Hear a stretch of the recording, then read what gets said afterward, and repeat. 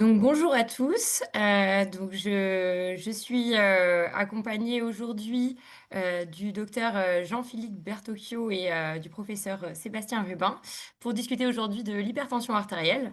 Donc un sujet à la fois qui nous porte à cœur, nous les néphrologues, aussi les cardiologues, mais qui est aussi un enjeu majeur de santé publique. Et donc c'est excellent qu'on fasse un webinaire aujourd'hui pour en discuter avec un focus un petit peu plus minéral. Euh, Plutôt physiologie rénale. J'ai l'honneur d'introduire le docteur Jean-Philippe Bertocchio, qui est néphrologue et physiologiste à Paris, et qui va nous parler du rôle du chlore ou du chlorure dans l'hypertension artérielle, cette ion un petit peu oubliée. Merci beaucoup. Emmanuel, il faut me donner l'autorisation de partager, mon diaporama. C'est bon, normalement. Super, merci. En tout cas, merci beaucoup pour l'invitation, à parler, de ce sujet. Donc, moi je suis, physiologiste rénal de formation, mais je travaille j'ai une particularité, même en étant néphrologue, je travaille dans un service qui, s'occupe principalement, de maladies parathyroïdiennes et mon activité est beaucoup autour de toutes les choses un peu bizarres, autour des ions. Peut-être avant de commencer mes, liens d'intérêt, donc j'en ai pas avec le chlore, en particulier et j'aimerais bien qu'il se développe des sujets où on puisse avoir des conflits d'intérêts sur le chlore, ça serait assez original. Sinon j'ai un conflit d'intérêt avec le CJN, c'est que je suis un membre de cœur, du CJN depuis de très nombreuses années. Et donc on va rentrer dans le vif du sujet et pourquoi, ça me vaut de me faire inviter, sur, des topos sur le chlore parce que, à l'époque, sur un réseau social, lorsqu'il était encore à peu près fréquentable, j'avais fait cette remarque en, disant que les néphrologues étaient probablement, s'octroyaient le titre de grands spécialistes du ionogramme, mais qu'en fait, la plupart d'entre eux ne savaient pas interpréter une chlorurie. Donc j'espère que, vous saurez, après, ce topo, interpréter, le chlore et savoir dans le sang et dans l'urine à quoi ça sert. Et donc, pour aller plus loin, pour entrer dans les détails de tous les ions que vous avez l'habitude de voir, dans les ions qu'on mesure très régulièrement, il y a le sodium et le potassium.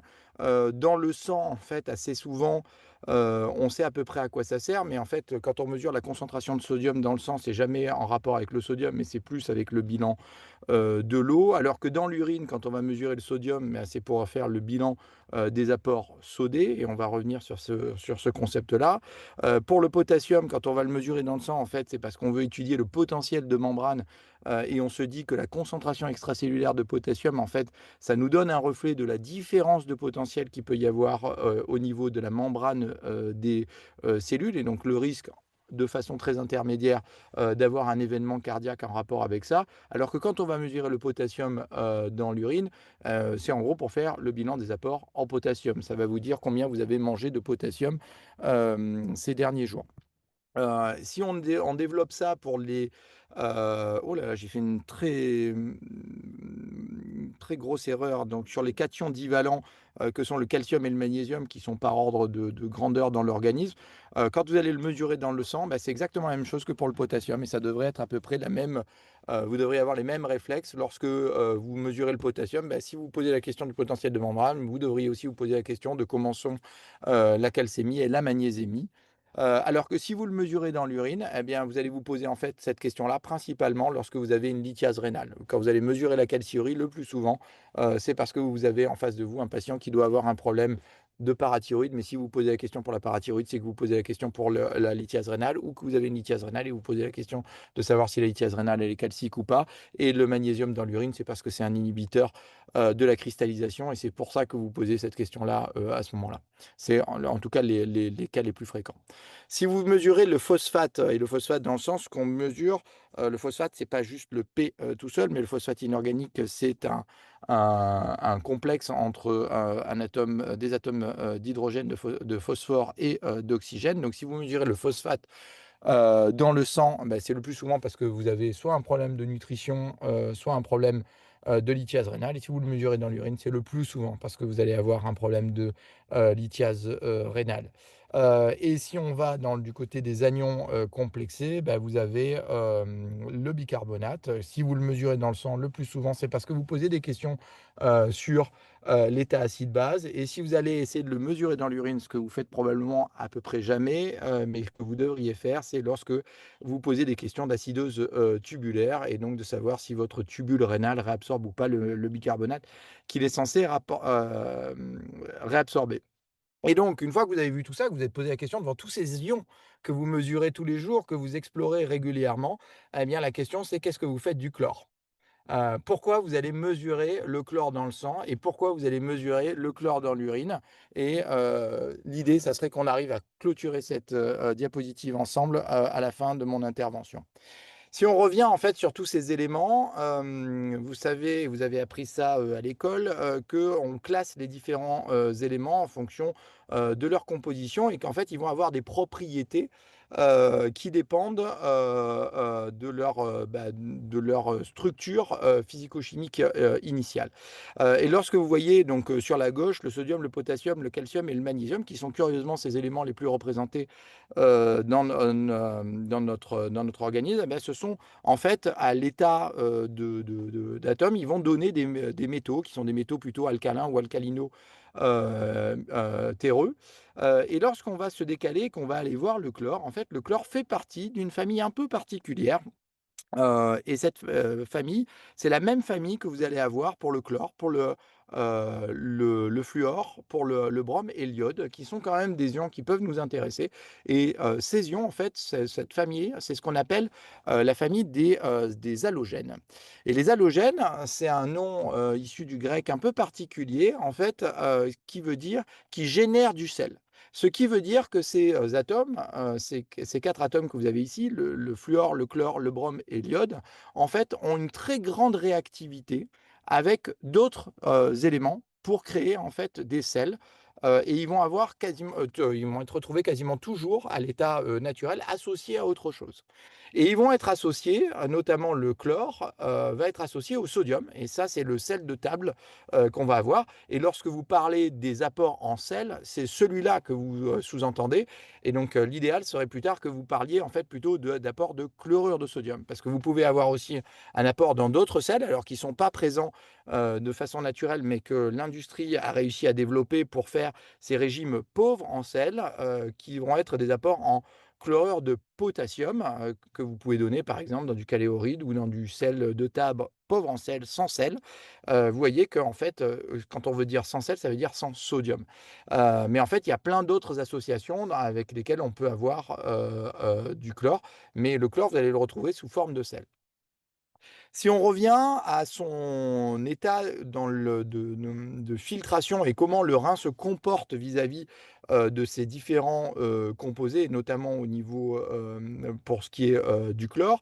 Vous avez probablement appris, dans les cours de physiologie, la réabsorption tubulaire, du sodium, la réabsorption tubulaire, du bicarbonate, comment on filtre, les protons, le calcium, le magnésium, et cetera. Mais pour le chlore, c'est assez souvent passé, sous silence et laissé de côté.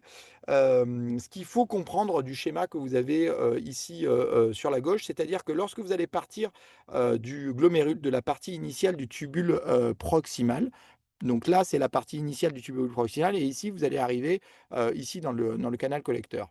Hem, Ce que dit cette figure, c'est lorsque vous êtes vers le bas, il va y avoir une très forte réabsorption, et plus vous êtes proche du début, de la courbe, plus ça veut dire que ça se passe très tôt dans le tubule rénal. Et c'est ce que vous, connaissez, c'est que très tôt dans le tubule rénal, on réabsorbe de très grandes quantités pour avoir quasiment zéro glucose dans l'urine, de même que les acides aminés. Le bicarbonate, c'est en très forte partie vrai au début, mais ça continue en fait tout au long, puisqu'il y a des zones, notamment dans l'anse de Henle, où on va encore réabsorber du bicarbonate, mais aussi dans le canal collecteur. Donc ça continue à réabsorber pour en avoir quasiment zéro, à la fin. Ce que vous avez pour le, sodium, c'est qu'il va y avoir une capacité en fait à filtrer, le sodium, mais vous allez pas avoir une parfaite réabsorption, et vous allez avoir une sécrétion à la fin de sodium, et vous allez avoir au niveau du chlore une sécrétion qui va être capable, d'arriver, dès le début, et qui va être, disponible après dans l'urine. Vous allez éliminer du chlorure de sodium, dans votre urine. Comment ça se passe, au niveau des segments de vos différents, segments tubulaires? Lorsque vous avez, ici dans cette partie qui est importante, qui est, au niveau de l'anse, de la branche large ascendance de l'anse de Henle, le chlore est particulièrement important pour déterminer, la différence que vous allez avoir entre l'urine et le sang, de potentiel qui va favoriser, la réabsorption de calcium et de magnésium. Le canal qui va être important ici, donc vous vous souvenez ici de cette, cellule de la branche large ascendante de l'anse, de Henle. Vous allez avoir ici l'urine, ici, le sang et vous allez avoir un récepteur, notamment le récepteur de la PTH et le récepteur sensible au calcium, qui vont vous permettre de, déterminer et d'activer la réabsorption, et la perméabilité paracellulaire, dans votre tubule qui vont permettre de favoriser le passage des cations, du sodium, du potassium, du calcium, du magnésium. Mais en fait, comme ce sont des ions qui sont chargés, il faut que vous arriviez à générer une différence de potentiel entre les 2. Et la différence de potentiel, elle est générée parce que vous allez être capable de réabsorber du chlore grâce à un canal, en particulier ici, qui s'appelle, CLC-KNB, qui va permettre de réabsorber beaucoup plus, de chlore ici. Donc vous allez créer une charge plutôt électronégative ici, qui va favoriser le passage, des cations en paracellulaire. Et c'est tellement important que lorsque vous avez une mutation de CLC-KNB ici, vous allez générer une maladie, qui est une maladie qui s'appelle le syndrome de Bartter. Et dans le syndrome de Bartter, c'est une des formes du syndrome de Bartter, hein. Vous savez que dans les autres formes de syndrome de Bartter, c'est des mutations de NKCC2 ou de ROMK. Vous allez générer une hypercalciurie avec un risque de néphrocalcinose et d'insuffisance rénale. Donc rien que cette mutation, de ce transporteur du chlore est capable de générer une hypercalciurie. Donc le chlore est particulièrement important ici pour générer le potentiel de membrane et pour réabsorber, du calcium et en fait tous les cations, qui passent au niveau paracellulaire dans cette, branche-là. Peut-être pas rentrer dans tous les détails de tous les transports, du chlore au niveau, de tout au long du tubule, mais il y a d'autres endroits où en fait c'est aussi particulièrement important d'avoir la réabsorption de chlore. Vous l'avez, dans le tubule proximal, vous l'avez dans le canal collecteur. Mais il y a une partie aussi qui est particulièrement importante, c'est au niveau de tout le segment du tubule qui est, sensible à l'aldostérone. Donc c'est plutôt dans les versions terminales du tubule rénal. Le segment du tubule qui est sensible à l'aldostérone, qui est vers la fin, du néphron, il est important pourquoi? Parce que l'aldostérone et on peut en parler, dans le contrôle de l'hypertension artérielle, ça permet, de réabsorber du sodium et de sécréter du potassium. Ça va réabsorber du sodium dans la cellule principale grâce à des canaux et notamment le canal ENaC et le fait de réabsorber du sodium va vous permettre de sécréter aussi du potassium via des canaux comme ROMK ou BK. Et la question est, on va réabsorber du sodium, mais comment on va réabsorber aussi, du chlore? Eh bien, c'est parce qu'on a une perméabilité paracellulaire ici, dans cette branche, ici, qui va vous permettre de réabsorber du chlore en même temps que vous allez réabsorber, du potassium. Et la perméabilité, de paracellulaire au chlore est tout aussi importante que la perméabilité, au sodium pour pouvoir absorber des grandes quantités, de chlorure de sodium. J'avance sur le tubule. Donc quand vous avez vu, la réabsorption tout au long du tubule du chlore, l'autre chose que vous avez appris de façon importante, c'est que le chlore, il est important dans le sang, parce que en fait, c'est ce qui vous permet d'avoir l'électroneutralité. En gros, vous vous souvenez que le sang est un liquide, qui, comme l'urine, n'est pas chargé électriquement, donc il est électroneutre. Donc ça veut dire que toutes les charges positives sont égales à toutes les charges, négatives. Et donc il y a des gens qui ont développé, des évaluations, de savoir si on a, autant de charges positives que de charges négatives. Et en particulier, une des choses qui nous intéresse, c'est de savoir si à un moment donné, quand on développe une acidose, ça veut dire qu'on a accumulé des charges positives, notamment des protons ou des équivalents protons, si ça c'est pas devenu de façon, démesurée. Et pour faire ça, habituellement, on va mesurer dans le sang donc le sodium, le potassium qui sont les cations les plus présents que vous avez dans le sang et en fait, il y a une partie qu'on ne mesure pas qui sont, les cations non mesurés. Et de l'autre côté, on mesure, des anions, le chlore et le bicarbonate qui sont les anions les plus fréquents, dans le sang et il y a des anions non mesurés. qui sont aussi présents.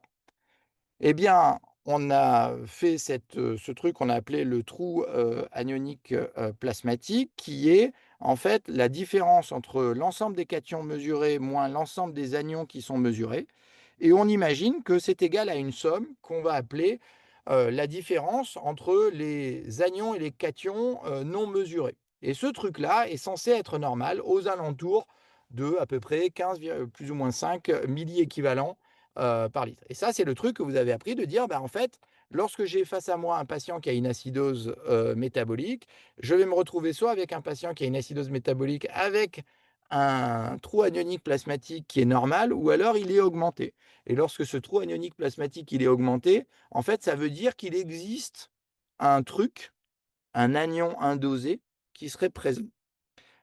Et qui en fait serait là pour compenser en fait un acide qui ne serait pas mesuré. Un cation, indosé qui serait aussi présent. Vous voyez? Donc on fait le raisonnement par l'inverse de l'inverse de l'inverse.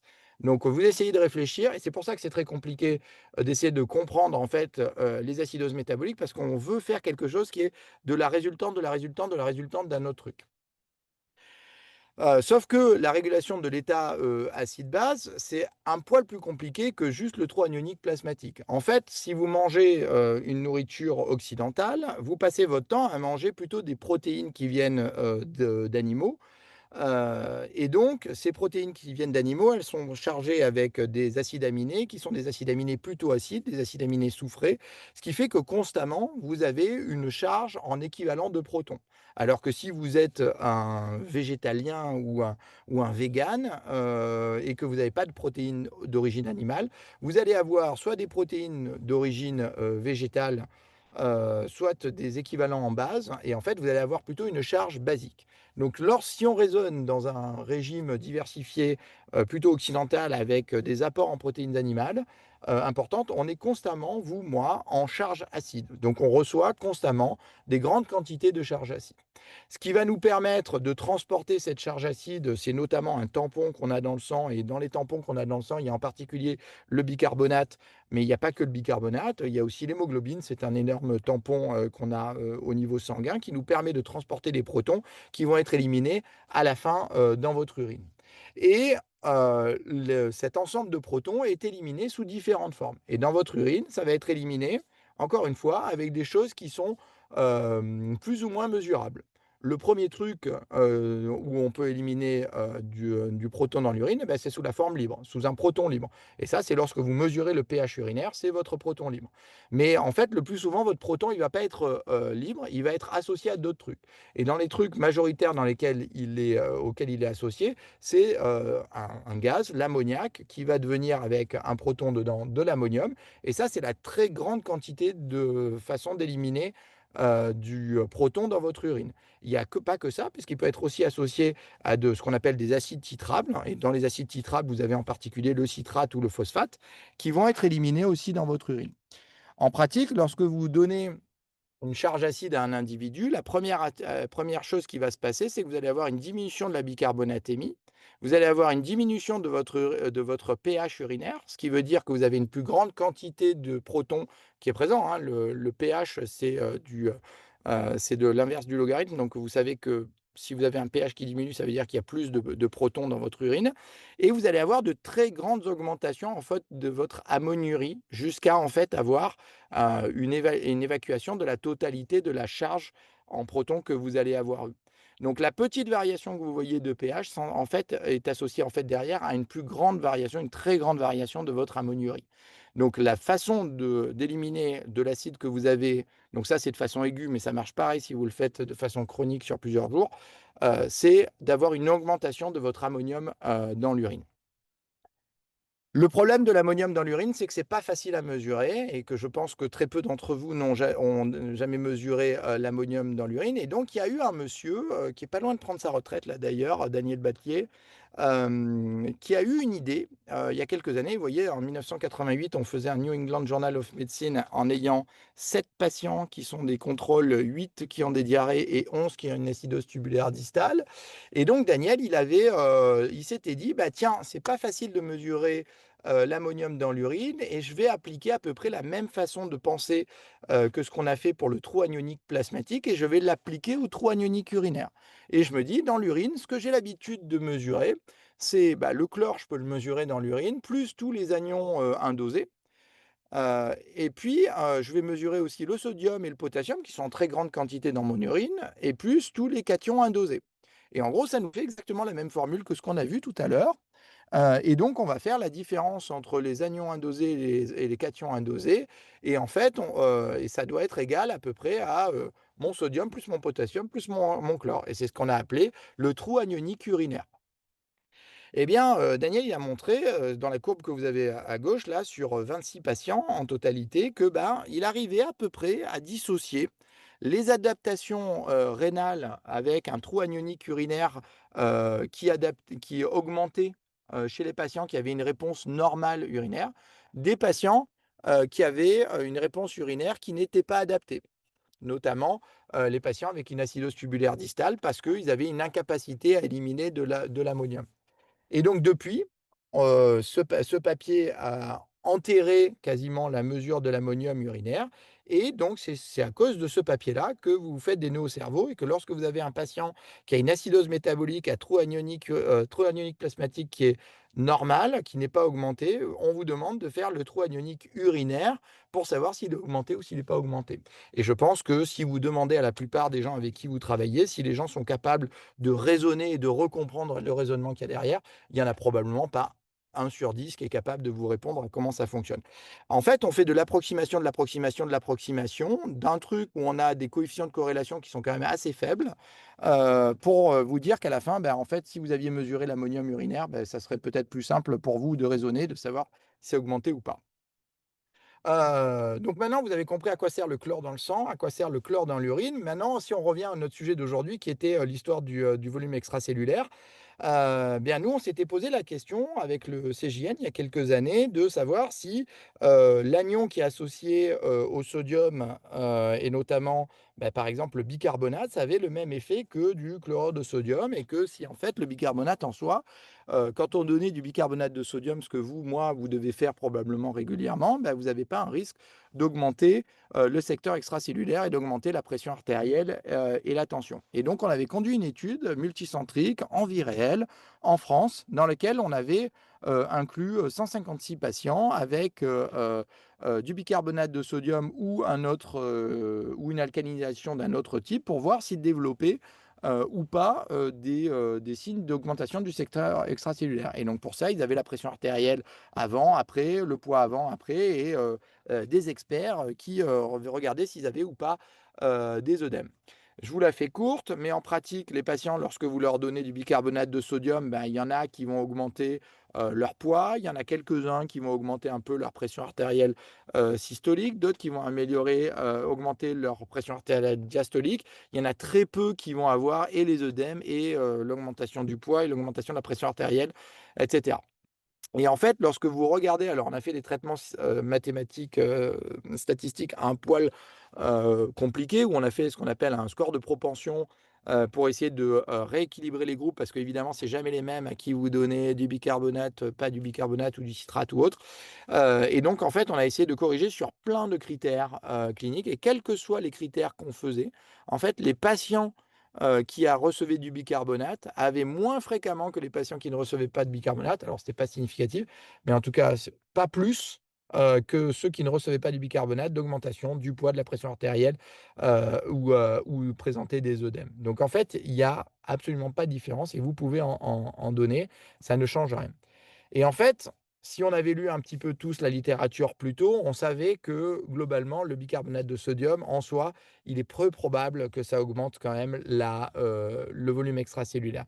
Dans ce papier de 1975, et là pour le coup, ça vaut le coup de lire des vieux papiers, même quand on a peu de patients, mais qui sont très bien phénotypés, comme ici, qui avait été fait par Frédéric Husted, ils avaient fait les vrais bilans. Et quand on parle de bilan, on fait vraiment la différence entre ce qui rentre et ce qui sort. Un bilan, c'est ça. Lorsque vous faites une prise de sang, c'est pas un bilan. Une prise de sang, c'est juste une mesure de la concentration.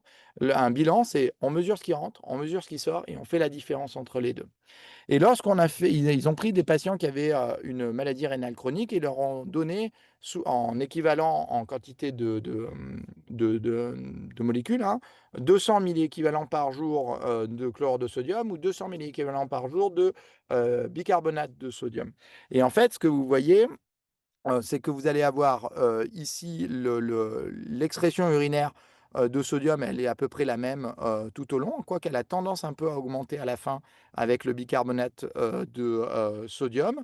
Et en revanche, la balance que vous allez avoir en sodium, dans la journée, vous voyez qu'au bout de quelques jours, si vous donnez du chlorure de sodium, en fait, vous allez avoir une quantité qui va être bien supérieure à celle que, vous allez avoir en balance avec du bicarbonate de sodium. En gros, vous avez une balance nette, donc une accumulation de sodium qui est plus importante lorsque vous donnez du chlorure de sodium que lorsque vous donnez du bicarbonate de sodium, et c'est ce que vous voyez ici, dans la variation de poids. Les patients à qui on donnait du bicarbonate de sodium perdaient du poids, alors que ceux à qui on donne du chlorure de sodium ont un poids qui augmente. Et ils ont une pression artérielle systolique qui augmente, et ils ont et ça, c'est probablement un sujet, qu'il faut essayer d'avoir en tête.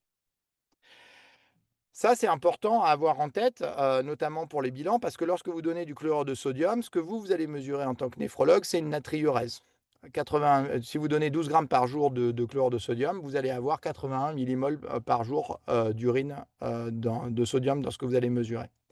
Si vous rajoutez à ça 6 grammes, de bicarbonate de sodium, ce qui est à peu près des doses, classiques de ce qu'on peut donner, en fait, votre natriurèse, elle va passer de 81 à 101.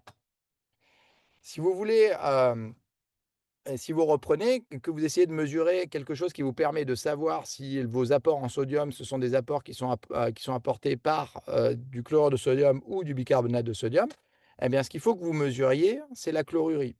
Donc là, lorsque vous donnez 12 grammes par jour de chlorure de sodium, vous avez 81 millimoles dans les urines de sodium et vous aurez 125 millimoles par jour, de chlore. Si vous rajoutez, du bicarbonate de sodium, en fait, votre natriurèse va augmenter, mais votre chlorurèse, elle aura pas bougé. En fait, vous allez apporter du sodium, mais pas, du chlore, et donc en fait, vous allez commencer à avoir une dissociation entre votre natriurèse et votre chlorurée. Si vous rajoutez du KCl, vous donnez du caléoride ou vous donnez du sel de table sans sel, eh bien, vous allez augmenter énormément votre chlorurie, mais vous n'allez pas bouger votre natriurèse. J'en arrive à la fin. J'espère que d'ici là, que maintenant je vous ai convaincu que, en gros, votre chlore dans le sang, il va vous permettre de faire une évaluation un peu grossière, de l'indosé plasmatique et donc de votre taux anionique plasmatique, que si vous mesurez en fait du chlore dans l'urine, ça peut être pour 2 choses, soit parce que vous voulez faire cet affreux trou anionique urinaire, soit parce que vous voulez faire des apports, des bilans des apports de chlorure de sodium et que vous vous posez vraiment la question de savoir: «Qu'est-ce que mon patient avale comme chlorure de sodium, dans la journée?» Donc dans les messages qu'il faudrait peut-être, rapporter, chez vous ce soir, c'est que le chlore, c'est un halogène. Pensez bien que c'est un anion qui va aller, s'associer à un autre, atome, et donc il faut aller trouver cet autre atome pour savoir pourquoi vous allez le mesurer. Ce que je ne vous ai pas dit, c'est que, en pratique, dans le sang, la mesure du chlore, elle peut être assez, perturbée. En fait, les électrodes qui mesurent le chlore dans le sang sont pas très, très fortes pour faire la différence entre le chlore et d'autres halogènes qui sont assez proches, et notamment le brome. Et il existe, notamment des fausses hyperchlorémies qui ont été rapportées dans la littérature par notamment des agriculteurs qui ont été intoxiqués, par exemple, au brome, qui est utilisé en agriculture. La chlorurie, moi, j'ai tendance à beaucoup recommander de la mesurer. Alors, il faut faire attention parce qu'elle est dans la plupart des cas pas remboursée, mais notamment si vous vous posez la question des apports en sodium de votre patient et que vous voulez mettre un régime pauvre en sodium, chez vos patients, ce qui est probablement une bonne idée, mais que vous allez les supplémenter avec autre chose, que du NaCl. Et que vous allez avoir, par exemple, à leur donner du bicarbonate de sodium. Mais si vous voulez donner du bicarbonate de sodium, à vos patients et que vous voulez savoir ce qu'ils continuent à prendre en chlorure de sodium, eh beh, il faut que vous mesurez la chlorurie. Et j'aimerais bien qu'on arrête d'utiliser le terme de sel qui, en fait, veut dire à peu près tout, mais que probablement maintenant en néphrologie, un néphrologue, bien formé, bah, vous utiliserez maintenant des termes un peu plus précis comme chlorure de sodium ou, autre chose, mais qu'en tout cas vous préciserez de quoi vous parlez. Et donc, je ne sais pas si on fait des questions ou pas, mais ou si on Mmh. enchaîne? Bah, on a peut-être le temps pour une petite question, si les gens mmh, ont des idées, enfin ont des questions sur le chat. Et sinon, moi j'en avais une, alors j'ai appris, mais probablement à tort d'après ce topo, que, le bicarbonate, féroce certes ne donnait pas de surcharge, mais qu'en intraveineux ça pouvait. Mais du coup, manifestement, non. Je sais pas, après ça a pas été étudié, mais, théoriquement. Non, non, non, le bicarbonate de sodium, ça donne pas plus. En fait,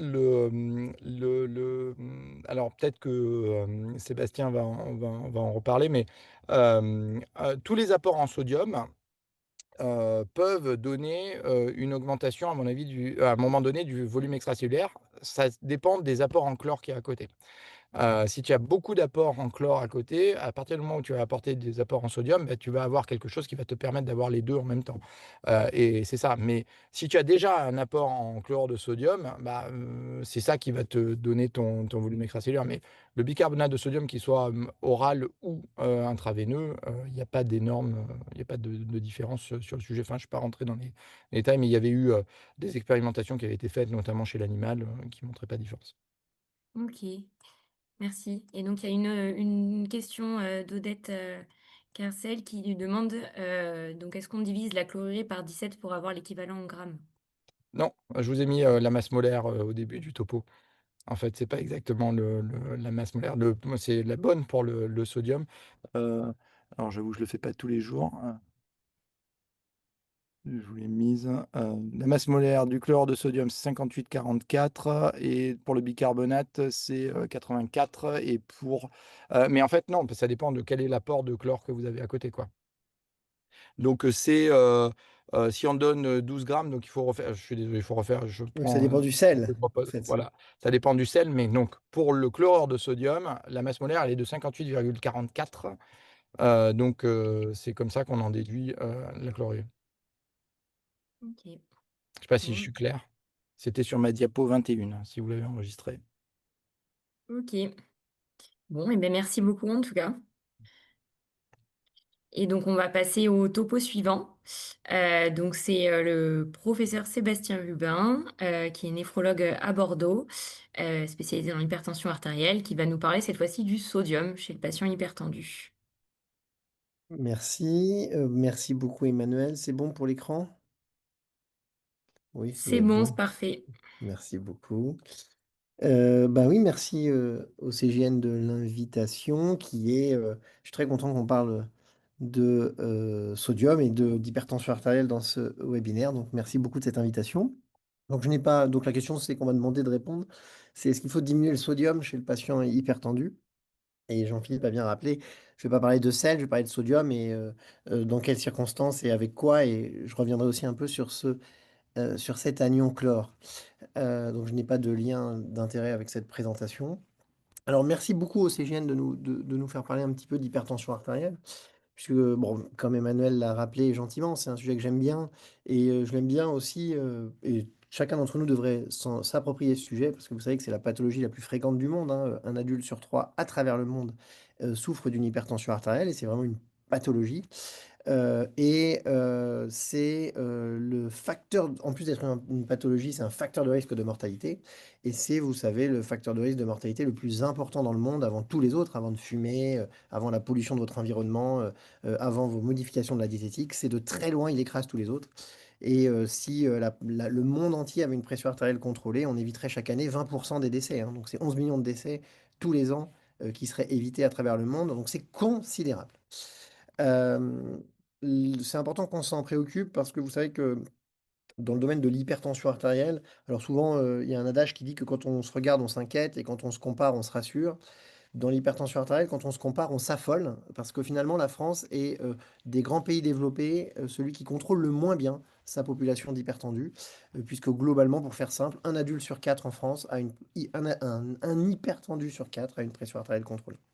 Pour 2 raisons. Un, parce qu'il y en a que 50 qui savent qu'ils sont hypertendus et donc que 50 qui sont traités et parmi ceux qui sont traités, il y en a encore que 50 qui sont à la cible de pression.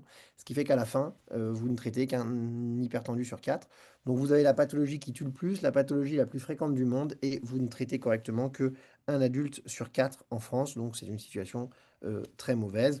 Les pays, quand vous regardez les pays avec un niveau de développement équivalent au nôtre, vous regardez l'Allemagne, les Américains, ils font 2 fois mieux et les Portugais sont en train, avec des mesures très volontaristes de leur ministère de la Santé, sont en train d'augmenter leur chiffre de contrôle. Bref, il y a un vrai sujet autour de l'hypertension artérielle. Et ça, c'est vraiment population générale et les néphrologues français s'inscrivent dans la société française et font, pareil en termes de contrôle de l'hypertension artérielle. Quand vous regardez les différentes cohortes dans la maladie rénale chronique, à travers le monde, vous vous rendez compte que c'est en France, donc vous êtes ici, vous avez le risque, quand vous avez une maladie rénale chronique, d'avoir une pression artérielle à plus de 140/90, c'est-à-dire de ne pas être contrôlé. Quand vous ajustez sur tous les principaux facteurs de confusion, c'est en France que vous avez le plus de, je vais pas dire de chance, donc de risque, d'être, non contrôlé quand vous êtes hypertendu dans la maladie rénale chronique. Voilà, donc aussi bien en population générale qu'en maladie rénale chronique, la situation de l'hypertension artérielle est très préoccupante. Alors, bah, il faut faire mieux, comme diraient certains et est-ce que l'une des choses qui pourrait nous aider, c'est de baisser nos apports sodés? Puisque c'est ça la question, qu'on m'a, posée. Est-ce que baisser les apports sodés peut nous aider à lutter contre ce fléau qu'est l'hypertension artérielle? Alors les apports sodés dans le monde, ça c'est des données de l'OMS qui ont quelques années, mais qui, sont tout à fait d'actualité. En fait, quand vous êtes en donc on ici vous avez le plot du gramme de sodium, hein, donc pas de sel, hein, pas de sel de table qu'on appelle le chlorure de sodium. Et donc, vous savez, on dit souvent il faut 5 grammes de sel ou 6 grammes de sel. En fait, on parle de chlorure de sodium et donc en sodium, ça veut dire globalement être à, si vous voulez, être à moins de 5 grammes, hein, c'est-à-dire à moins de 2 grammes de sodium. Et donc, bah, en fait, vous voyez que le monde entier est largement au-dessus de l'objectif. Et donc notre population, notre diète, notre alimentation n'est pas, est très loin de la cible que nous recommande l'OMS. Et pourquoi cette cible est-ce qu'elle est utile? Au moins pour l'hypertension artérielle. C'est ce que je vais essayer de vous développer maintenant. Alors il y a des populations, donc je vous présente le panorama du monde, hein, mais il y a des populations, qui ont intéressé beaucoup les études d'anthropologie.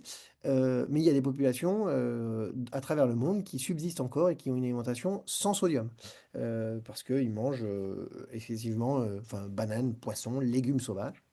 Et donc ces populations, donc qui ont un sodium urinaire effondré, hein, parce qu'on est capable d'avoir, comme l'a rappelé Jean-Philippe, une natriurése équivalent à nos ingestats. Donc quand il n'y a pas d'ingestat sodé, Heu dans une situation stable et bah, l'expression urinaire de sodium est nulle et donc on a des populations qui ont ça et dans ces populations, l'hypertension artérielle et les maladies cardiovasculaires d'ailleurs n'existent pas. C'est quand même, un premier message à entendre, hein, c'est que quand vous avez des populations, qui ne mangent pas de sel, vous ne développez pas d'hypertension artérielle et quand vous regardez, les différentes populations à travers le monde avec, donc en termes d'apport sodé et en fonction de la pression artérielle systolique moyenne de la population, il y a une relation, une corrélation qui est très forte entre, bah, vos apports sodés et plus vos apports sodés montent, plus la pression artérielle de votre population, monte et donc il y a un lien épidémiologique en tout cas entre, la quantité de sodium et plutôt de chlorure de sodium, j'y reviendrai, ingéré et la pression artérielle de votre population.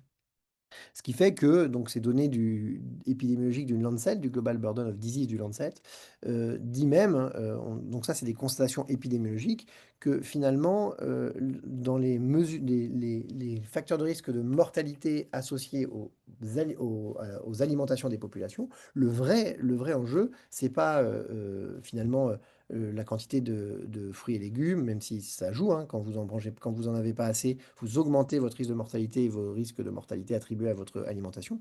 Mais celui qui, encore une fois, est le plus important, c'est l'alimentation excessive en sodium, qui est, bon, quand même, qui fait la course en tête avec alimentation faible en graines ou en fruits, hein, donc bon, on voit bien qu'on est dans l'alimentation saine, mais que voilà, l'alimentation haute en sodium est celle qui porte la mortalité de nos populations.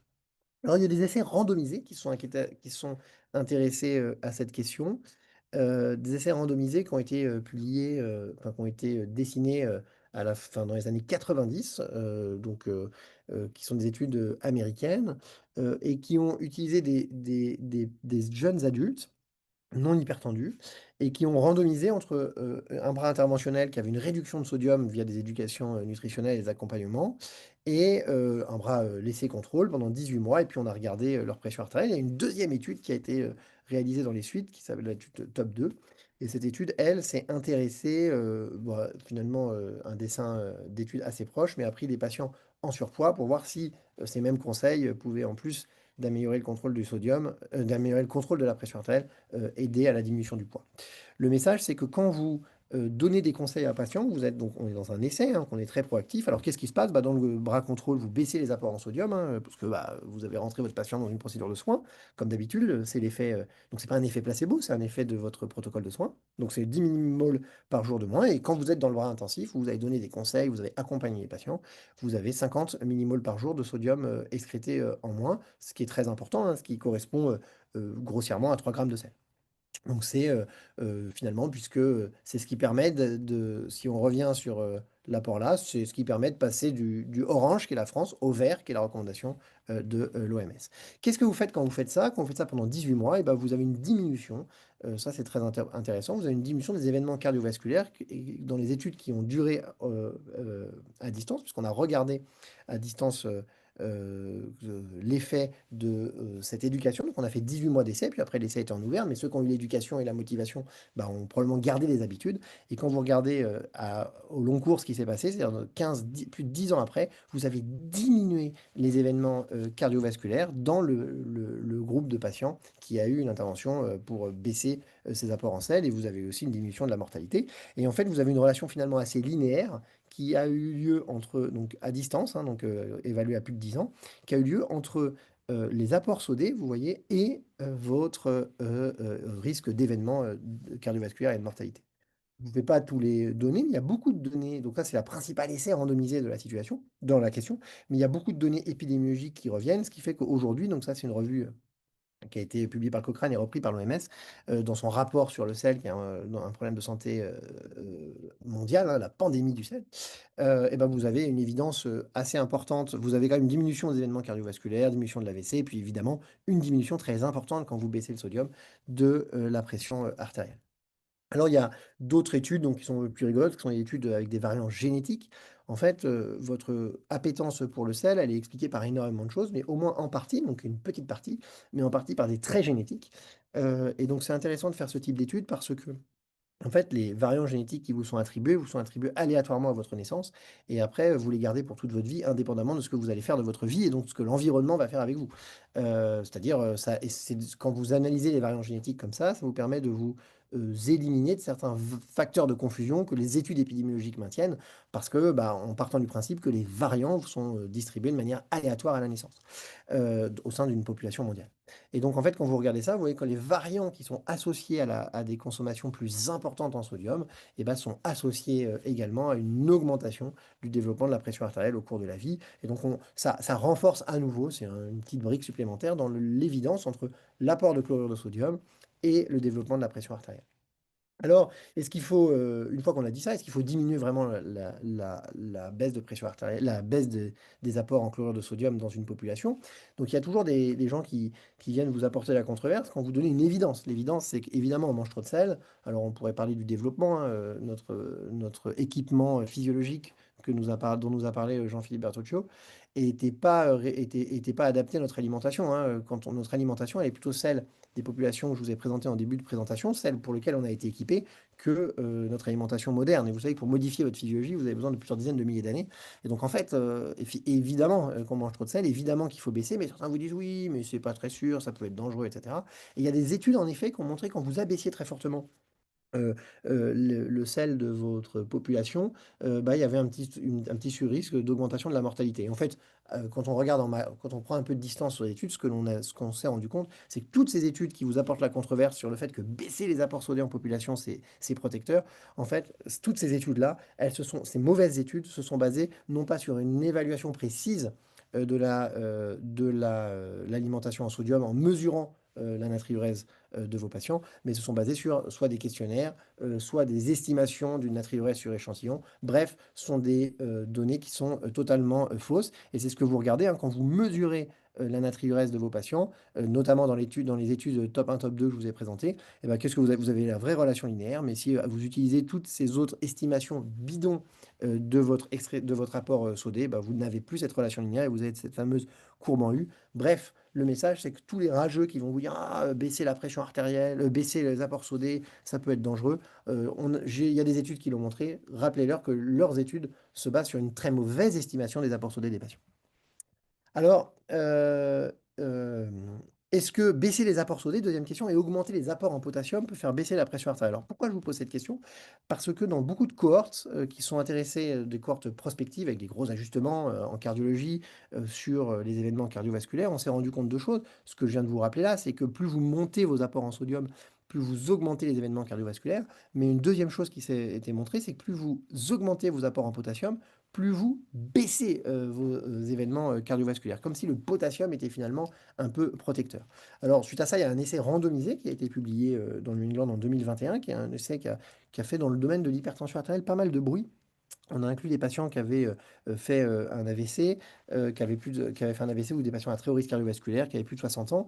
C'est des patients qui ont été, c'est des patients chinois, 600 villages, on a 21 000 personnes. Et donc c'est une randomisation par cluster. On a randomisé des villages et des villages qui avaient tout un traitement pour pas qu'il y ait de contamination. C'est-à-dire qu'au sein du village, les alimentations soient perturbées. Donc on a randomisé par village, des villages qui avaient un groupe, un bras contrôle, et l'autre, on a donné un substitut de sodium.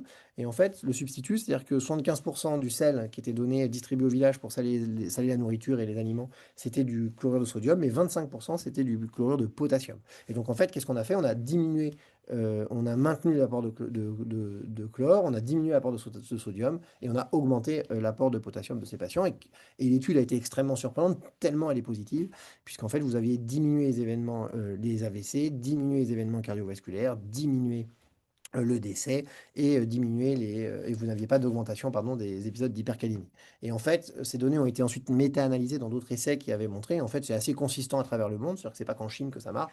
Ça, c'est ce travail qui a été publié dans le BMJ en 2022 suite à cette publication dans le New England, c'est qu'en regardant les données méta-analysées à travers le monde, on retrouve l'effet sur la baisse des outcomes cardiovasculaires quand vous faites du sel de régime avec un peu d'augmentation de potassium. On n'est pas sur des patients qui ont une maladie rénale chronique, bien sûr, hein, je le dis. Vous avez une baisse de la pression artérielle de ces patients et vous avez évidemment une baisse de l'expression urinaire de sodium et une augmentation de l'expression urinaire de potassium. Alors, ça diminue l'événement. Est-ce que si vous faites la même chose en prenant des patients qui ne sont pas hypertendus et que vous regardez simplement si ça va développer, enfin modifier l'incidence d'hypertension artérielle dans les années qui viennent, c'est-à-dire dans les 2 ans de suivi, bah, c'est une étude qui a été aussi menée et qui montre en fait que quand vous donnez un substitut de sodium, un substitut du chlorure de sodium, en diminuant un peu le chlorure de sodium dans le sel, et ben, qu'est-ce que vous faites? Et ben, vous diminuez l'incidence de l'hypertension artérielle dans une étude avec 2 ans de suivi, sans modifier avec des données de sécurité qui sont extrêmement rassurantes. Bref, ça semblerait diminuer les événements cardiovasculaires et en plus, ça diminuerait l'incidence de l'hypertension artérielle. Toutes ces données font qu'aujourd'hui, dans le domaine de l'hypertension artérielle, il est recommandé deux choses. Enfin, il recommande beaucoup de choses, mais sur le plan du sel, bah, c'est de diminuer le chlorure de sodium, donc votre sel de table, moins de 5 grammes par jour, c'est ce que dit l'OMS, et c'est d'essayer de manger un peu plus de potassium plutôt que de l'avoir dans un substitut de sel, autant l'avoir avec une alimentation saine, fruits, légumes, végétaux, comme vous l'avez vu, parce que c'est aussi cette alimentation qui diminue les événements, et c'est pas uniquement les apports du cation potassium.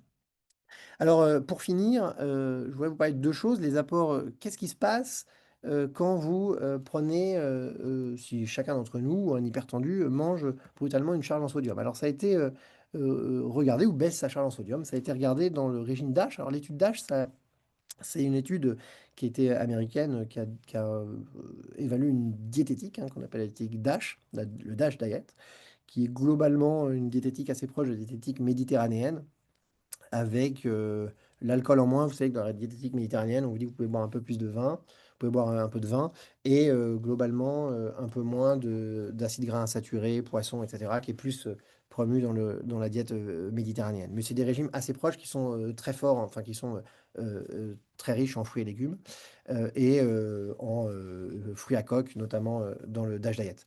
Et donc en fait, et aussi dans le régime méditerranéen d'ailleurs.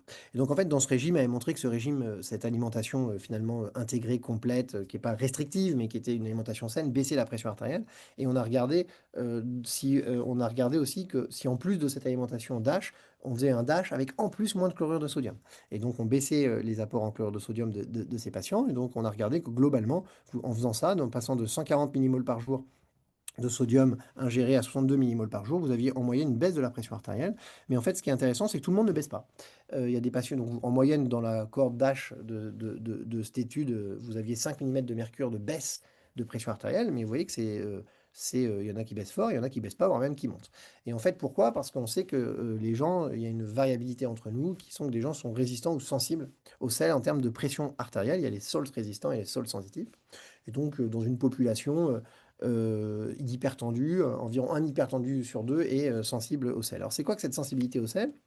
C'est Arthur Guyton, qui est un grand physiologiste américain qui nous a quittés en 2003, qui nous a tout expliqué sur pourquoi on développe l'hypertension artérielle. Donc, si vous vous posez cette question de la physiopathologie de l'hypertension artérielle, il suffit d'aller lire Guyton et vous aurez toutes les réponses. Mais le message, il nous a appris cette courbe qu'on appelle la courbe pression natriurése. Alors, elle est souvent dite, elle n'est pas forcément facile à comprendre. Mais, je vous l'illustre. En fait, quand vous avez donc vous êtes sur une situation A, hein, c'est-à-dire que vous avez une pression artérielle, moyenne, fixée, en moyenne moyenne et puis vous avez des apports, sodés et des excrétions sodées qui sont à l'équilibre et donc vous êtes dans un état parfaitement stable. Si brutalement, vous, augmentez votre pression artérielle, vous passez du point A à du point B, par exemple, en faisant quoi? En augmentant, vos résistances, périphériques. On l'a fait chez l'animal, hein, il suffit de ligaturer certains vaisseaux. Donc vous augmentez vos résistances périphériques et donc vous augmentez votre pression artérielle. Que va faire l'organisme? L'organisme va vouloir revenir au point d'équilibre de pression artérielle et comment il va le faire? Il va le faire en augmentant son excrétion de sodium, donc finalement en baissant son volume extracellulaire jusqu'à retrouver un nouveau point d'équilibre. Et cette descente se fait le long d'une courbe qu'on appelle pression natriurése où un point de pression correspond à une excrétion sodée. Et en fait, on sait que cette courbe, elle est très variable, d'un à l'autre et donc bah, ça, c'est la courbe normale. L'hypertendu a évidemment une courbe décalée sur la droite, puisque, quand il mange autant de sodium, qu'il en ingère, autant qu'il en excrète, l'hypertendu a une pression artérielle plus élevée que le patient normotendu, évidemment et donc il a décalé sa courbe et ce qu'on appelle les gens qui vont être sensibles au sel, c'est qu'en plus de décaler leur courbe, ils l'inclinent et donc que se passe-t-il? Donc c'est effectivement, cette courbe-là, hein, mais en fait, c'est que les gens vont avoir besoin, pour excréter du sodium, d'augmenter leur pression artérielle, c'est la natriurése de pression. Et donc, ils vont avoir ce besoin, puisque quand la courbe est droite, en fait, finalement, pour excréter votre sodium, vous n'avez quasiment pas besoin d'augmenter votre pression artérielle. Par contre, quand votre courbe est inclinée, et ben là, vous voyez bien que vous avez besoin d'augmenter vers la droite votre pression artérielle pour aller extraire, pour aller uriner votre sodium et donc revenir à votre point d'équilibre. Et donc, l'hypertension artérielle, c'est les patients en rouge, et 1 sur 2 a une courbe droite, les deux sont décalés sur la droite. Un a une courbe verticale et rectiligne, donc il est résistant au sodium, et l'autre a une courbe inclinée, donc lui il est dit sensible au sel, et c'est 50-50. Et finalement, probablement qu'après, pourrait se discuter chez qui il faut cibler au maximum la baisse des ingestats sodés, etc. Est-ce qu'il faut le faire chez tous ou que chez les patients sensibles au sel? Bon, qu'importe. Tout ça pour vous dire que la recherche dans la sensibilité au sodium a été extrêmement développée ces dernières années. Donc, il y a deux grandes théories qui sont en train de se réconcilier. Et c'est la théorie que je viens de vous présenter, celle de Guyton, centrée sur la courbe pression natriurése, et une autre où finalement on sous-entendrait que les patients qui sont sensibles au sel, en fait, quand ils mangent beaucoup de sel, en fait, ont une incapacité de vasodilatation. C'est pour ça qu'ils restent vasoconstrictés. C'est pour ça qu'ils augmentent leur pression artérielle. Mais en fait, ce problème de vasodilatation ou vasoconstriction amène à modifier la vascularisation rénale et à excréter le sodium. Donc en fait, les deux sont assez liés. Et puis on sait aujourd'hui que c'est des choses extrêmement complexes, hein, puisque le sodium modifie le microbiote, participe à la sécrétion de certaines cytokines pro-inflammatoires, par exemple, notamment l'interleukine 17, qu'il y a du stock de sodium dans la peau, que le macrophage agit, que le glycocalyx de l'endothélium a une part. Donc c'est extrêmement complexe. Mais rappelez-vous, il y a ces deux typologies de patients. Et à la fin, quel qu'en soit le mécanisme, à la fin, c'est le rein qui finit par l'arbitrage direct, c'est-à-dire par la vasodilatation, par l'inflammation, par tout ce que vous voulez. Mais en fait, à la fin, pour maintenir la pression artérielle dans le temps ou pour excréter la charge de sodium, vous allez devoir le faire sur une courbe de pression natriurése. Et si votre courbe est droite ou penchée, c'est sur ça que vous allez avoir ou pas une variation de pression artérielle. Et enfin, pour terminer, maintenant que je vous ai parlé de sodium et de chlorure de sodium, comme Jean-Philippe l'a dit dans son topo, j'ai essayé d'éviter de vous parler de sel. Je vous ai parlé de chlorure de sodium ou de sodium. Et pourquoi j'ai essayé de vous éviter de parler de sel? Parce qu'effectivement, soit il faut préciser le sel, donc moi le chlorure de sodium, le sel de table, soit il faut parler de sodium ou de chlorure, parce que vous allez voir que tous ne sont probablement pas équivalents, et Jean-Philippe a déjà largement défloré la situation, donc je vais aller très vite. Alors déjà, de quoi parlons-nous dans l'alimentation? Vous savez, quand je vous ai parlé tout à l'heure de l'alimentation à travers le monde, et bah, dans les pays où on mangeait trop de sel, et bah, où est l'alimentation dans les pays riches? Chez qui il est cette alimentation? Où on le retrouve dans une alimentation standard? Et bah, regardez, c'est là qu'est le problème. Donc là, vous avez le sel que vous mettez à table, hein, donc c'est environ 5%. Ça, c'est le sel qui est fait pendant que vous préparez la cuisson, enfin les repas. Ça, c'est le sel des aliments, hein, le sel inhérent de l'aliment. Certains aliments ont du sodium, pardon, je commence à parler de chlorure de sodium de l'aliment. Donc certains aliments contiennent du chlorure de sodium. Et là, finalement, où est le vrai problème? C'est le chlorure de sodium qui est rajouté en dehors de la maison. Alors, qu'est-ce qu'on a en dehors de la maison? On a bien sûr, si vous mangez au restaurant, bien sûr, si vous mangez au fast-food, mais surtout toutes les préparations de l'industrie agroalimentaire. Et donc, en fait, si on veut lutter dans une population contre les apports excessifs en chlorure de sodium, bah, finalement, bah, vous pouvez dire, OK, diminuer le sel à table, hein, 6%, saler un peu moins en cuisine, 5%. Mais tant que vous ne lutterez pas contre l'industrie agroalimentaire, qui représente 71% de nos apports en chlorure de sodium dans une journée, vous voyez bien qu'on ne s'en sortira que difficilement. Alors l'eau de boisson, hein, l'eau minérale qui peut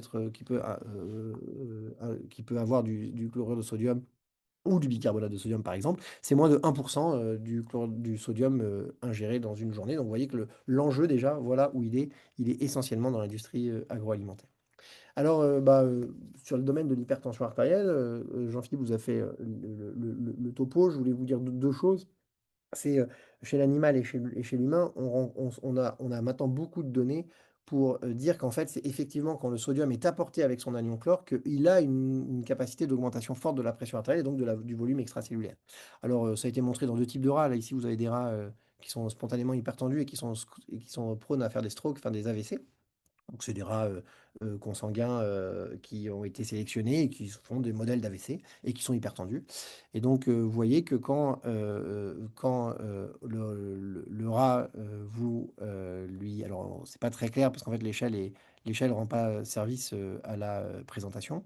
Mais globalement, ici, vous avez, quand vous faites manger du chlorure de sodium à vos rats et en rond ou en triangle, donc il y a une petite erreur ici, hein. Le triangle, c'est quand vous lui faites, boire de l'eau, minéralisée. Alors minéralisée, c'est-à-dire qu'en fait, vous avez la même quantité de sodium que dans l'eau, salée que vous lui faites boire, mais vous avez, l'apparition d'un anion chlore. Donc attendez, je m'en mêle un petit peu les pinceaux parce que en fait ça c'est faux, hein. Vous avez, bien voilà, c'est ça, non, c'est juste, excusez-moi. Donc ici vous avez le chlore de sodium, vous avez les 26 millimoles de chlore, donc le carré, donc c'est eux qui vont le plus monter leur pression artérielle. Mais quand vous mettez de l'eau, déminéralisée ou de l'eau minéralisée avec, un anion chlore qui est, très faible, ici remplacé par du bicarbonate, et bah, vous avez la même quantité de cation, mais une diminution de l'anion chlore. Et bah, vous voyez que vous ne montez pas, c'est les 2 points, le triangle, là, vous ne montez pas, la pression artérielle. Donc c'est vrai chez le rat, et c'est vraiment, cet apport d'ion chlore qui, détermine la capacité qu'a, votre cation sodium à augmenter le volume extracellulaire. C'est une autre façon, toujours c'est ce même, rat de le montrer. Et en fait, là, vous avez, plusieurs groupes. Vous avez le groupe à qui on a donné du chlorure de sodium, le groupe à qui on a donné du chlorure de sodium et du KCl dans l'eau de boisson. Et vous voyez que quand vous augmentez l'anion chlore, vous augmentez considérablement la pression artérielle, donc le volume extracellulaire de votre animal. Et on l'a aussi vu chez l'homme. Alors c'est une façon un peu différente de le voir, mais chez l'homme, en fait, quand on a contrôlé leur alimentation, donc c'est un petit essai qui a été en crossover avec 20 patients, qui a été publié il y a maintenant plus de 40 ans. Plus de 30 ans, pardon, et qui a montré qu'en fait, vous contrôliez la diététique de vos patients, vous aviez des patients hypertendus, des patients sains, et vous faisiez donc une essai en crossover où vous leur donniez de l'eau minérale qui contenait du bicarbonate de sodium et une solution contrôle équimolaire. Et donc, vous voyez qu'en fait, quand vous apportiez du bicarbonate, donc chez le patient sain, il se passait pas grand-chose, mais chez l'hypertendu, en fait, quand vous lui apportiez du bicarbonate de sodium, autrement dit que vous lui priviez de son anion chlore, comme vous aviez probablement 1 sur 2 qui était sensible au sodium chez ces hypertendus, et bah, qu'est-ce que vous aviez? Vous aviez les 10 patients hypertendus en moyenne baisser leur pression artérielle parce qu'ils n'avaient plus leur anion chlore qui leur permettait d'avoir toute la sensibilité au sel, au moins pour 1 sur 2 qui était sensible au sodium, vous l'avez compris. Et dans la maladie rénale chronique non dialysée, des essais de sécurité ont été montrés maintenant. Donc là, c'est des données aussi méta-analysées sur le fait que finalement, quand vous donnez, c'est ce qu'a montré Jean-Philippe, qui était l'étude française, mais donc encore une fois, c'est données méta-analysées. Quand vous donnez du bicarbonate de sodium, vous, dans les limites de des indications, enfin des doses thérapeutiques, vous n'augmentez pas la pression artérielle. Et donc pour conclure, la lutte contre les apports, sodés, c'est l'élément nutritionnel le plus important dans la santé humaine, globalement et cardiovasculaire et en particulier en hypertension artérielle. Il y a des évidences physiologiques, ça a été beaucoup rappelé par, Jean-Philippe, des évidences épidémiologiques, j'essaie de vous le montrer, quelques évidences génétiques, des essais randomisés. Et en fait, aujourd'hui, on sait que c'est majoritairement avec l'anion chlore que le sodium exerce tout son effet pathologique. Alors, Emmanuel a demandé, voilà, quand on donne du bicarbonate de sodium, bah, on donne quand même du sodium et le patient a du chlore. Il y a une capacité de monter le volume extracellulaire, je pense, mais moins, beaucoup moins que si vous l'associez à son anion chlore. Et donc, vraiment, le chlore, qui était l'anion oublié, dans la santé cardiovasculaire et la pression artérielle, il revêt, à mon avis, toute son importance. Merci beaucoup. Pile poil à l'heure, bravo. Merci beaucoup en tout cas pour cette intervention. Bon, je ne sais pas s'il y a des questions dans l'auditoire. Jean-Philippe a déjà levé la main. Ah, Moi, j'ai déjà levé la main. Ce sujet est absolument passionnant. Merci Sébastien pour l'overview. Euh, Moi, je me souviens quand j'étais aux US, ça faisait partie des grandes discussions métaphysiques qu'on avait entre l'Amérique du Nord et la vieille Europe, où nous, on passe notre temps à essayer de publier et à essayer d'expliquer à quel point c'est important de changer les apports en chlorure de sodium hein, de nos patients dans l'alimentation, d'essayer de diminuer ça. Et en discutant avec les néphrologues là-bas, les cardiologues, les hypertensiologues, les grands, ils disaient, ben, nous, en fait, on a complètement abandonné ce débat-là parce qu'on sait qu'on n'y arrivera pas, que les gens vont bouffer du chlorure de sodium constamment. Et donc, en fait, on a pris la contraposée. On leur donne des kilotonnes de diurétiques. Et on a pris le parti de dire, en fait, il faut d'emblée donner des diurétiques à ces patients pour créer une balance sodée négative. Est-ce que tu as un avis sur le sujet? Est-ce que j'imagine? Oui, alors ça amène plusieurs éléments de réponse. Euh, le premier élément de réponse, c'est que déjà, avec la baisse enfin, on sait que un hypertendu sur deux n'est pas vraiment sensible au sodium dans la régulation de sa pression artérielle. Ce qui fait que quand vous donnez des mesures restrictives très fortes aux hypertendus, une fois sur deux, sur le sodium, vous lui donnez des mesures restrictives qui ne vont pas améliorer le contrôle de sa pression artérielle. C'est déjà un premier élément de réflexion. Attention, ce 1 sur 2, parce que là on parle à des néphrologues, est beaucoup plus fréquent, il y a beaucoup plus, dans la maladie rénale chronique, notamment quand elle est avancée, il y a beaucoup plus de sols sensitifs, c'est-à-dire de patients qui sont sensibles au sel parce qu'il y a une diminution de l'expression sodée due à la maladie rénale chronique. Et donc il est clairement évident que dans la maladie rénale chronique, encore plus quand elle est avancée, diminuer les apports sodés est une bonne stratégie. En population générale, dans l'hypertension artérielle, je pense que ma stratégie en tout cas, c'est deux choses. C'est un, donner des conseils d'alimentation sains. Je suis absolument pas restrictif, je dis éviter de ressaler, etc. Mais c'est un débat qui est, comme je le montre, qui représente assez peanuts hein, dans l'alimentation du sodium ingéré quotidien. Donc je promue plutôt une alimentation saine, c'est en diminuant l'industrie agroalimentaire du quotidien, pour le sodium, mais aussi pour la santé cardiovasculaire générale. Et je ne donne pas de mesures restrictives. Et la place des diurétiques, alors les diurétiques, c'est le grand oublié de la prise en charge de l'hypertension artérielle parce que c'est un très vieux médicament. On voit dans les données, notamment en France, que la part de prescription dans les ordonnances diminue, hein. Avant, les diurétiques, il y a 10 ans, représentaient 50% des prescriptions d'antihypertenseurs. Aujourd'hui, c'est 20 à 25% en France, les données françaises de la Fondation de recherche. Et donc, en fait, c'est dommage, quel dommage, parce que c'est effectivement probablement un des médicaments les plus efficaces. Et donc, moi, je les mets très tôt maintenant, et effectivement, je promeux, notamment dans l'HT résistance, deux diurétiques. Donc, euh, je suis plutôt d'accord. j'avais une question. Est-ce que chez les profils de patients résistants au sel, est-ce que tu modifies un petit peu ta stratégie thérapeutique chez ce genre de patients? Bah, le problème, c'est on les évalue pas, ces patients. C'est-à-dire que, on les teste pas. C'est très difficile de savoir qu'un patient est sensible ou résistant au sel. Donc, il y a des scores de risque polygéniques. Bon, ça marche pas bien. Mais il y a surtout, il faudrait faire le tester physiologiquement. Donc, dans les essais qui regardent sol sensitif ou pas, on teste. On fait une charge sodée au patient, on regarde s'il monte sa pression artérielle, etc. Aujourd'hui, on ne fait pas ça en routine, hein, donc Donc moi, quand j'ai un patient face à moi, je ne sais pas s'il est sensible au sel ou pas. Alors, les nouveaux outils de mesure de la pression artérielle vont nous aider, hein, les brassards qu'on appelle cuffless, là, qui vont nous apporter. Il suffira de voir si après la raclette, le patient a augmenté sa pression artérielle, c'est assez facile. Mais aujourd'hui, en pratique, on ne le sait pas. Et donc, moi, je n'ai pas dans la pratique quotidienne de stratégie sol sensitive ou sol résistant parce que tout simplement, je ne sais pas. Ce que je sais juste, je ne sais pas comment est mon patient. Ce que je sais juste, c'est quand il a une maladie rénale chronique avancée, là, il est très probablement sol sensitif. Et là, pour le coup, il y a un vrai sujet autour de baisser ses apports sodés. Mais encore une fois, baisser ses apports sodés, comme je le disais tout à l'heure à Jean-Philippe, avec des stratégies qui ne sont pas non plus d'une restriction, qu'il ne faut pas être trop restrictif. Merci. Et donc on a bon, pour conclure, une dernière question de Pierre Philipposi qui demande, donc Sébastien, est-ce que quand tu parles de deux diurétiques dans l'HTA résistante, tu parles d'un apamide et d'aldactone? Alors, quand je parle de diurétique dans l'HTA résistante, je parlais. Alors, il y a deux façons. Soit le patient a une maladie rénale chronique, soit il n'en a pas. Donc, ce qui nous intéresse, c'est le patient qui n'a pas de maladie rénale. Enfin, il y a les deux, mais premier élément, celui qui n'a pas de maladie rénale chronique. Donc, les deux diurétiques, c'est Spiro et diurétique thiazidique. Mais dans le patient qui a une maladie rénale chronique avancée, où on est plus en difficulté, pas forcément toujours pour des très bonnes raisons, mais on est globalement en difficulté pour utiliser la spironolactone, notamment dans les stades les plus avancés. Ce qui marche très bien, c'est les deux diurétiques, c'est une bonne dose de diurétique thiazidique. J'ai bien dit une bonne dose, hein. Je vous rappelle que l'hydrochlorothiazide, c'est 50 mg dans la maladie rénale chronique avancée. C'est même 50 mg en population d'hypertendus standard, hein. C'est comme ça que ça a été évalué par nos collègues américains. Et donc, c'est ça, une bonne dose de thiazidique et une petite dose de diurétique de Lens. Et cette doublette, elle fonctionne extrêmement bien dans le contrôle de l'HTA résistant de la maladie rénale chronique. C'est même ma botte secrète. C'est pas très compliqué de faire de l'hypertension artérielle résistante dans la MRC. Et pas d'anti-Aldo. Et là, je suis déçu.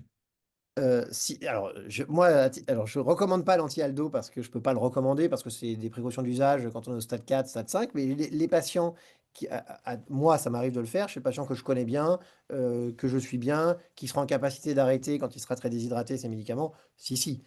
Mais parfois, on n'y arrive pas ou parfois le patient ne le tolère pas. Et dans ce cas-là, c'est là où j'ai ma doublette diurétique. Ne sois pas déçu. Je le suis jamais. Bon, et bien merci à tous les deux en tout cas. Je pense Merci qu'on beaucoup. on peut Et mangez conclure. sainement.